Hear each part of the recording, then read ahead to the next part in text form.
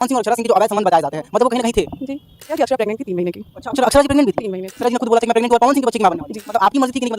पवन सिंह की पत्नी ज्योति सिंह का आया बड़ा बयान कि अक्षरा सिंह है 3 महीने के लिए प्रेग्नेंट। तो दोस्तों आखिर क्या है खबर की पूरी जानकारी, और दोस्तों आखिर कैसे वो भी पवन सिंह की पत्नी ज्योति सिंह का इस तरह का बयान वो भी सोशल मीडिया पर कर रहा है ट्रेंड, बताएंगे आपको पूरे खबर की जानकारी, वो भी पूरे डिटेल के माध्यम से।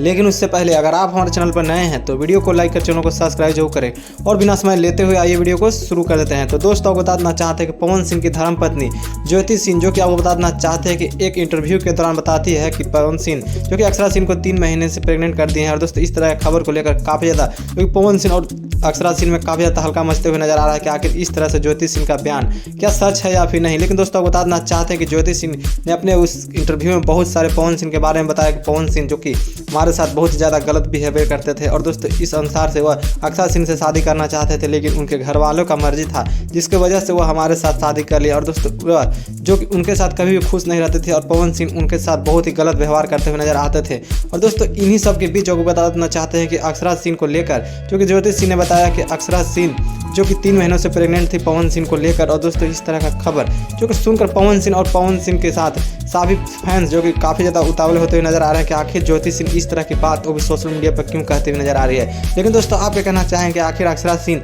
क्या सच में थी प्रेग्नेंट या फिर नहीं। लेकिन दोस्तों आपको जो लगता है आप अपनी राय कमेंट बॉक्स में जरूर बताइएगा दोस्तों।